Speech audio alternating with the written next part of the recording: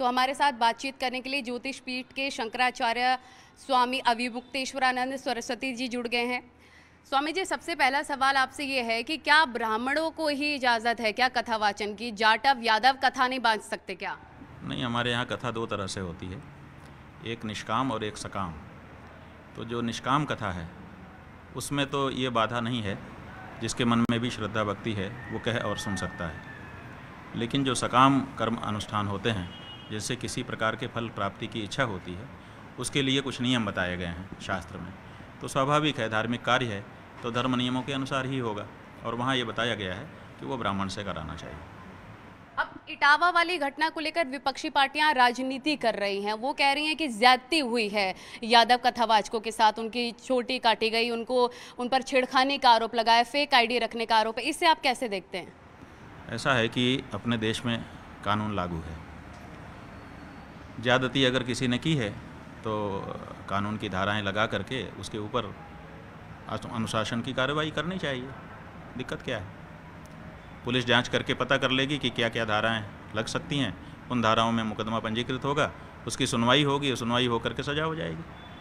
कर देना चाहिए, जल्दी कर देना चाहिए। पंडित धीरेन्द्र शास्त्री पर भी आरोप लगा रहे हैं अखिलेश यादव। वो कह रहे हैं कि 50-50 लाख लेते Dhirendra Shastri under the table कथा बाचने के। एक पीठाधीश्वर को लेकर ऐसे बयान क्या आपको ठीक लगते हैं? 50-50 लाख? बाप रे बाप, बहुत बड़ी बात है। लेकिन हमारी जानकारी में तो ऐसी कोई बात नहीं है। कितना रुपया कौन लेता है, लेता भी है कि नहीं लेता है, तो हम तो इस बारे में कुछ नहीं कह सकते हैं। अखिलेश यादव जी की जो जानकारी है। अब बाबा बागेश्वर विदेशों में जाकर 60,000 की जैकेट पहनते हैं, चश्मा लगाते हैं, काफ़ी हाईटेक लाइफ वो जी रहे हैं, विदेशी यात्रा भी खूब कर रहे हैं। इसे आप कैसे देखते हैं? देखिए, असल में हम धार्मिकों की एक समस्या है जिसको हम ही लोग समझ पाते हैं, दूसरा नहीं समझ सकता। और वो समस्या ये है कि लोग दूर से हमको देखते हैं। कभी हमारे आश्रम में आप आएंगी तो हलवा, पूरी और कचौरी और कई व्यंजन बने दिखाई देंगे, और आप उसको भोजन करके जाएंगे कि ये देखो माल काट रहे हैं। लेकिन किसी दिन हम लोग भूखे भी रहते हैं, किसी दिन सत्तू पी करके ही रह जाते हैं, उसको कोई नहीं देखता है, ना उसकी चर्चा करता है। तो ऐसा होता है कि देने वाला जो कुछ दे देता है उसका उपभोग करते हैं। तो जैसा कि हमने सुना, उन्होंने कहा कि हमको यही चढ़ गया, किसी ने चढ़ा दिया तो वही पहन रहे हैं। हाँ, उनकी एक बात ज़रूर गलत थी, उन्होंने ये कहा कि मैं आगे और ज़्यादा कीमत का पहनूंगा। तो ये उनको नहीं कहना चाहिए, क्योंकि आप कहाँ से कीमत का पहनेंगे? आपके पास तो कुछ होना नहीं चाहिए। जो चढ़ गया है उसको आप पहन रहे हैं, उसमें हमें खराबी नहीं है। फेंक थोड़े देंगे उठा करके। किसी ने अगर श्रद्धा से दिया है, प्यार से दिया है, तो उसके भावना की रक्षा तो आपको उसका धारण करके करनी ही पड़ेगी। लेकिन जब आप ये गर्वोक्ति बोलते हैं कि मैं इससे भी ज़्यादा महंगा पहन करके दिखा दूंगा, तो ये अनुचित है। अब सावन का महीना भी शुरू होने वाला है, ऐसे में कांवड़ रूट पर भी काफ़ी विवाद शुरू हो जाएगा, नाम को लेकर, ढाबा संचालकों को लेकर एक बार फिर से राजनीति भी हो गई। इसे आप कैसे देखते हैं?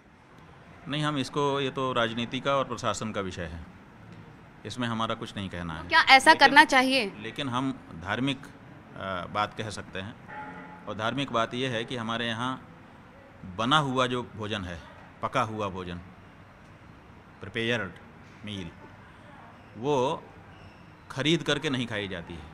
हमारे यहाँ कच्चा अनाज खरीदा जाता है और फिर उसको स्वयं से या अपने आत्मीय व्यक्ति से पका करके तब खाया जाता है। तो जो लोग किसी व्रत में दीक्षित होंगे वो इस नियम को जानते हैं।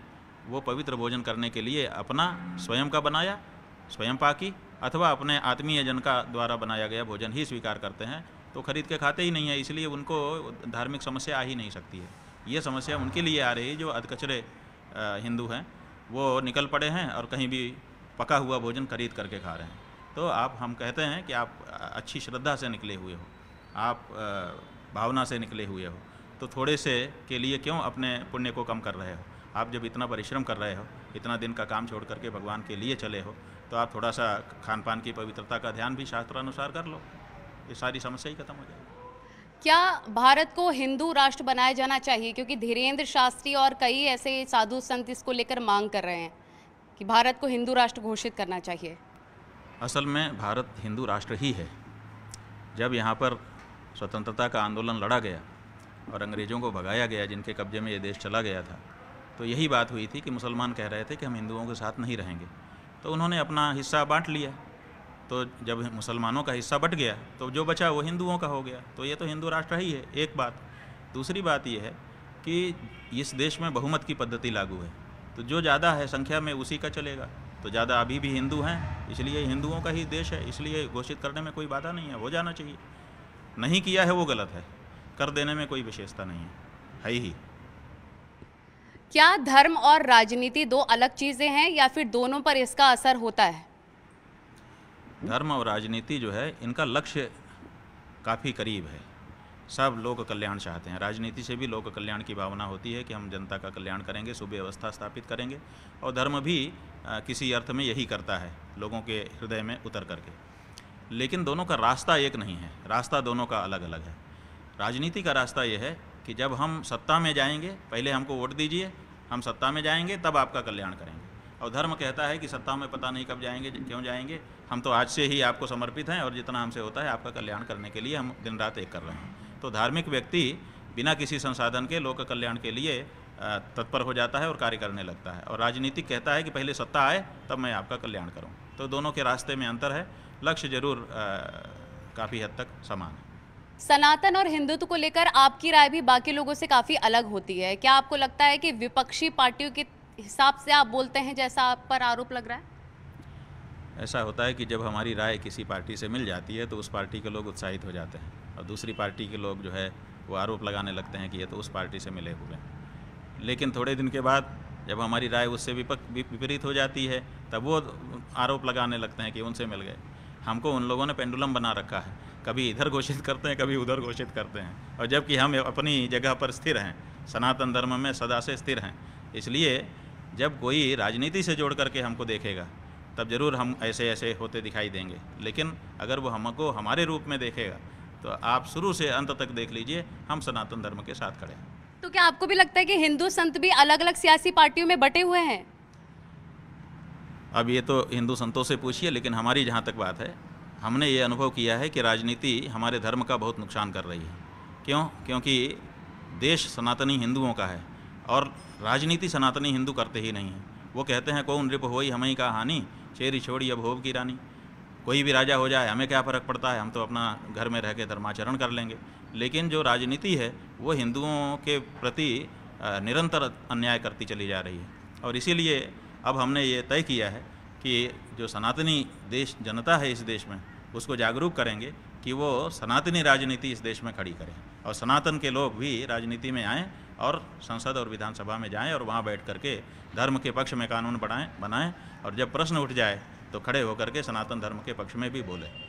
आरएसएस के सरकारवाह दत्तात्रेय होसबोले ने संविधान की प्रस्तावना से समाजवादी और धर्मनिरपेक्ष शब्द हटाने की मांग की है। क्या आप भी मानते हैं कि ये दोनों शब्द हटा देने चाहिए? ये तो बाद में ही जोड़े गए शब्द हैं।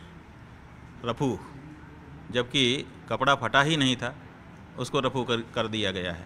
तो ये मैच नहीं करता है, ना भारत की प्रकृति से मैच करता है और ना संविधान निर्माताओं की भावना से मैच करता है। बाद में जोड़ा गया शब्द है, इसलिए इसको ड्रॉप आउट कर देना चाहिए। और यही वजह कि आरजेडी और समाजवादी पार्टी जो विपक्षी पार्टियां हैं, कांग्रेस भी, वो कह रही हैं कि बीजेपी संविधान बदलने की कोशिश कर रही है। आपको भी लगता है बीजेपी संविधान बदलने की कोशिश कर रही है? अब वो क्या कर रही है वो तो वो जाने, लेकिन ज़रूरत नहीं है संविधान बदलने की, क्योंकि संविधान ने सबको अवकाश दिया है कि अपने अपने धर्म के अनुसार देश में रहें, किसी भी प्रकार की शर्त लगाए बिना। तो हमको तो कोई बाधा नहीं है, ये संविधान रहे। हम इस संविधान में रह करके भी अपने धर्म का पालन करते आए हैं और आगे भी करने के लिए हमको संभावना है, इसलिए हमको कोई बाधा नहीं। सनातन बोर्ड को लेकर अक्सर साधु संत मांग उठाते रहे हैं, आपकी इस पर क्या राय है? ये तो अब तक तैयार हो जाना चाहिए था। मांग क्यों उठा रहे हो? मांग उठा रहे हैं का मतलब है कि ये सरकारी सनातन बोर्ड बनाना चाहते हैं, सरकार से मांग कर रहे हैं। ये सरकार की चीज़ नहीं है, सरकार का इससे लेना देना नहीं है। सरकार धर्मनिरपेक्ष है, धार्मिक स्थलों का प्रबंधन करने का नैतिक अधिकार ही उसको नहीं है। इसलिए सनातन धर्म के धर्माचार्यों को एक होकर के सनातन बोर्ड का गठन करके अपने मंदिरों का संचालन अपने हाथ में ले लेना चाहिए। ये काम करने की ज़रूरत है, मांग करने की ज़रूरत नहीं है, काम करने की ज़रूरत है। आप बैठिए, अपने मंदिरों का संचालन शुरू करिए। अगर सरकार बाधा करे तो उसके विरुद्ध न्यायालय में जाइए कि हम अपने धार्मिक परिसर का प्रबंधन कर रहे हैं, धर्माचार्य हैं, और ये धर्मनिरपेक्ष सरकार यहाँ पे आकर के हमको क्यों डिस्टर्ब कर रही है? अपने आप न्यायालय कह देगा कि बिल्कुल सही है आपकी बात, सरकार को आदेश कर देगी कि आप हटिए। सावन का महीना शुरू होने वाला है और ऐसे में एक बार फिर से मांग उठने लग गई है कि जो कांवड़ रूट है वहां पर ढाबों और रेस्टोरेंट के संचालकों के नाम की पहचान होना चाहिए। वहीं पर कई लोग कह रहे हैं कि नाम बताने की क्या ज़रूरत है, ऐसे में जाति विशेष को लेकर भी काफ़ी आरोप लगते हैं। इससे आप कैसे देखते हैं? नहीं, हम इसको कानून का और राजनीति का प्रश्न मानते हैं। ये कानून वाले ये कर रहे हैं और राजनीति वाले कर रहे हैं। हमारा ये कहना है कि मामला धार्मिक है। कांवड़ लेकर के जो जा रहा है व्यक्ति, वो धर्म कार्य कर रहा है और धर्म शास्त्र के अनुसार इसका निराकरण करना चाहिए। और धर्मशास्त्र ये कहता है कि जो पका हुआ भोजन है उसको खरीद करके नहीं खाना चाहिए। तो आप अगर व्रत लेकर के संकल्प पूर्वक भगवान को जल चढ़ाने के लिए जा रहे हैं तो आपको चाहिए कि आप धर्म नियमों का पूरा पालन करें। और धर्म नियम ये कहता है कि इस बीच में जो भी आप खाएंगे वो बहुत पवित्र होना चाहिए। और पवित्रता की रक्षा तभी हो पाती है जब हम स्वयं बनाएं या हमारा कोई आत्मीय व्यक्ति बनाए। उसके अलावा कहीं से खरीदा हुआ बना भोजन अगर हम लेते हैं तो उसमें पवित्रता की गुंजाइश नहीं है। बहुत बहुत शुक्रिया आपका हमसे बातचीत करने के लिए।